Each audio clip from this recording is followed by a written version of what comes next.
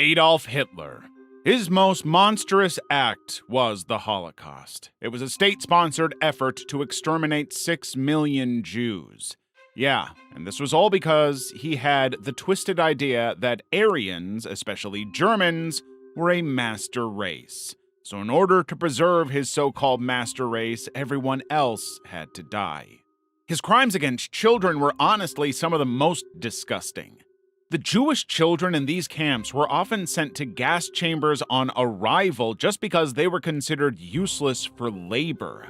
But if he didn't kill you, you'd then be subjected to all sorts of inhumane experiments. Some children got dye injected into their eyes to try and change their eye color. Some he stitched together because his doctors wanted to create a twisted version of conjoined twins. And for the rest, he'd purposely inject them with diseases just to study how they'd react, and of course, the reactions were mostly death. Then there was the T4 program, in which disabled children were deemed unworthy of life and killed. Gay men in these camps were also branded with pink triangles, clinically castrated and studied, and subjected to curative experiments. Nazi doctors would use electric shock therapy or hormone injections to test ways they could erase homosexuality. The point is, if Hitler thought you were not racially pure enough, your next stop was a gas chamber or a medical torture facility. His cruelty extended beyond the Jewish population. His twisted vision of a racially pure world condemned millions more. In fact, when this guy invaded Poland and the Soviet Union, he'd kidnap children who looked Aryan, take them to Germany, and give them new identities to be raised as Germans. Leopold II of Belgium. Imagine what would happen if a country the size of Western Europe were handed over to one man with no checks or balances in place. Unfortunately, the Republic of Congo faced a tough situation where Leopold II of Belgium made the Congo Free State his personal property in 1885. He didn't see a nation of people. Instead, he saw dollar signs and ivory and rubber. Sadly, he took full advantage of his influence and position to the fullest. You see, in the 19th century, rubber was the golden goose. It fueled the creation of bicycle tires, car tires, waterproof clothing, medical equipment, and anything else you could think of. It was the miracle material, and well, Leopold wanted in. So he turned Congo into a terror state and turned everyone into literal forced laborers. They were given impossible rubber quotas, and failure to meet them meant collective harsh punishments. Men were beheaded, the women were taken advantage of and kept as hostages, while the more vulnerable would get mutilated. And it gets worse. During the punishments, because the soldiers didn't want to waste bullets, they'd hack off the hands of the citizens as punishment. You'd literally see men, women, and children walking around without hands just because they couldn't meet an impossible quota set by a greedy ruler.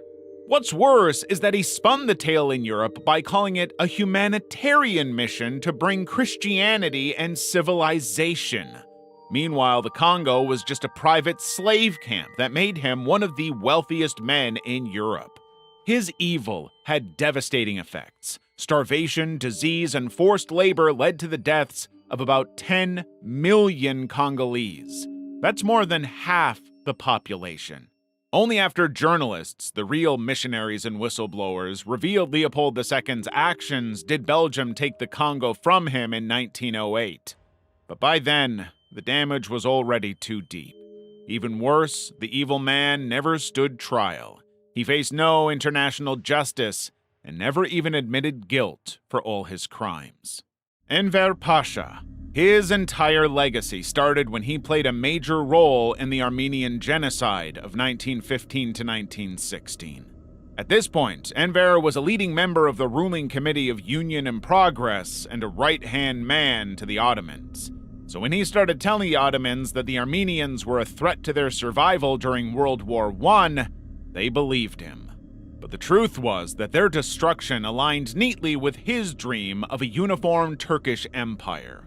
So, with the support of the Ottomans, this man state-engineered the massacre of over 1 million Armenians. He deported, starved, and killed the ones he couldn't deport. Entire families were chased into the Syrian desert with no food or water, while others were executed immediately. However, being a cruel man wasn't his only strong suit. He was also extremely incompetent and obsessed with military glory. Enver launched the 1914 Sarıkamış campaign against Russia. He thought it would boost Ottoman prestige and help expand into Central Asia. So, in a foolish move, this guy sent an unprepared army of 90,000 into the freezing Caucasus Mountains. The Russians didn't even have to fight a war because nature did all the work for them. Over 60,000 men froze or starved to death in one of the most senseless losses of the war. Instead of accepting defeat, he blamed his subordinates and even the soldiers for his poor planning and strategy. Enver independently weakened the empire from the inside and turned the Ottoman war effort into a major disaster. After the empire's defeat in 1918, Enver fled into exile and finally died in 1922 while leading yet another reckless campaign in Central Asia. Ranavalona I, Queen of Madagascar. First of all, her entire rule was driven by mindless paranoia. If Ranavalona suspected anyone of disloyalty with or without proof, you would be executed immediately. Her preferred method of killing was slow strangulation, being burned, or feeding you to her dogs. She would literally execute an entire family because she suspected the father of being a traitor. Now, if you claimed to be innocent and pleaded well enough, she'd make you stand trial by swallowing a deadly poison known as tangana. Basically, if you swallowed it and survived, then it means you were innocent, but if you died, well, then you were guilty after all. Predictably, thousands failed this trial. However, the evil didn't stop with playing Russian roulette with the lives of her citizens, though. To protect her kingdom and push back European influence, Ranavalona focused on persecuting Christians. She tortured and killed converts and missionaries.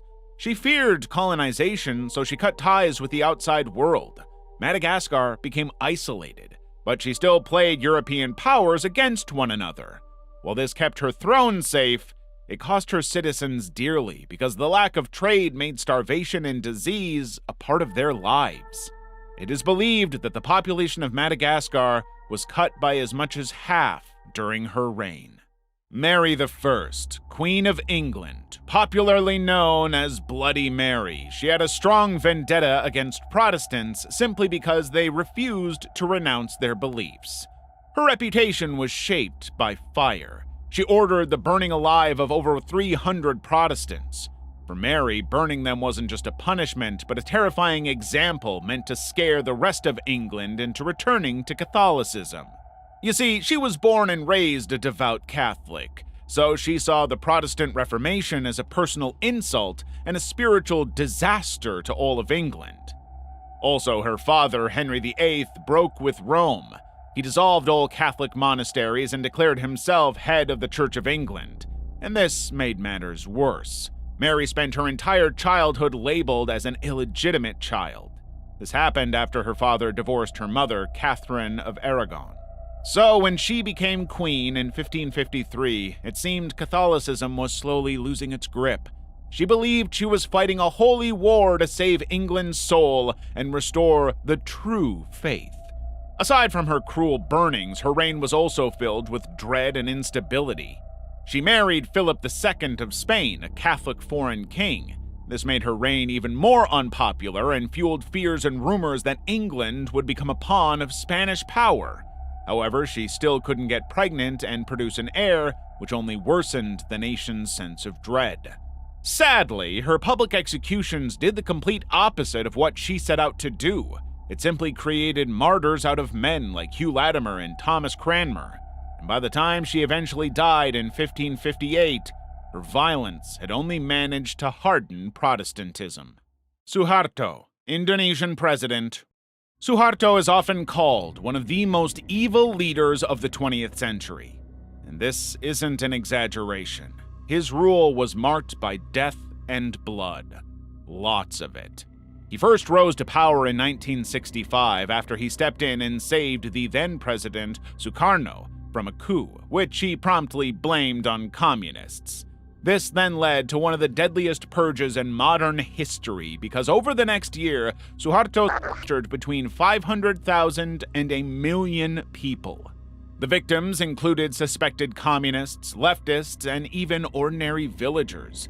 He burned many in mass graves and used the chaos as an opportunity to wipe out his political rivals and secure absolute power. Now, as soon as he became president, he started a government ruled by absolute fear and oppression. His government was even nicknamed the New Order, and that order was established through sheer brutality.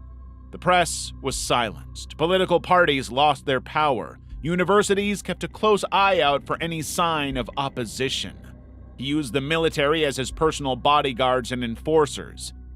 They crushed uprisings from Aceh and Papua with massacres and scorched earth campaigns. If you were caught and deemed a traitor, you'd face immediate execution or torture. Suharto had to resign in 1998 due to mass protests and an economic collapse. He left a troubling legacy of death, fear, and corruption, so profound that Indonesia is still suffering the consequences to this day. Kim Jong-un. Kim Jong-un's rule is a typical example of what the present-day dictatorship looks like. From the moment he became president in 2011, the man cemented his power through absolute fear and control. Anyone who challenged him or questioned him was sentenced to death immediately. We're talking high-ranking officials, military leaders, and even his own flesh and blood. For instance, his uncle Jang Son-tak was accused of treason and sentenced to death in 2013. Then in 2017, his half-brother Kim Jong-nam was assassinated with a deadly nerve agent in a Malaysian airport. His wickedness doesn't just stop there, though, because it has even trickled down to the ordinary citizens. This man literally operates a huge network of prison camps across the country, and these camps have been estimated to be home to over 100,000 people.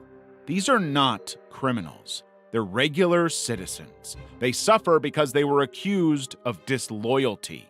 Families can literally be punished for generations if a single member is accused of being disloyal.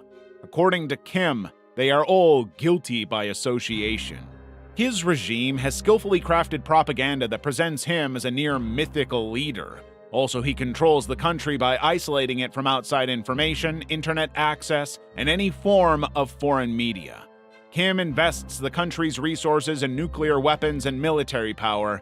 This way, he ensures the world leaves him alone to continue his evil rule. Hideki Tojo. Hideki Tojo was the Prime Minister of Japan during the critical years of World War II. However, his leadership used careful violence and systemic evil. It was fueled by a harsh desire for imperial control. First, he gave out orders that resulted in the widespread slaughter of civilians in territories he claimed were his. The Bataan Death March in the Philippines made this clear. Thousands of captured soldiers and civilians suffered from starvation, beatings, and death. They were forced to march for miles in unbearable conditions, and once you become too tired to move, you'd be cut loose and killed. For Tojo, terror and fear were seen as tools to control people, and he used them freely and openly. As if this weren't enough, he sanctioned the use of a term called the comfort women system. Tens of thousands of women, mostly from Korea and China, were kidnapped or tricked. They became slaves for Japanese soldiers. This wasn't just random abuse, but a systematic program set up and supported fully by the government. He kidnapped millions of civilians from their homes and forced them to build railways, factories, and weapons. They worked under inhuman conditions to support Japan's war effort. This man literally treated human beings as resources to be used and thrown away, all because he believed that Japan was destined to rule Asia. To achieve this far-fetched dream, Tojo was willing to do everything necessary. This mindset was also what led him to recklessly attack Pearl Harbor in 1941, a gamble that ultimately dragged the United States into the fight. After Japan lost, Allied forces arrested Tojo. They put him on trial for war crimes and crimes against humanity at the International Military Tribunal for the Far East in Tokyo. the man who touched off Japan's Manchuria invasion on Tojo's orders in 1931. Justice took 15 years to strike back. Now it has Okawa in tears. He was found guilty in 1948 and sentenced to death by hanging that same year.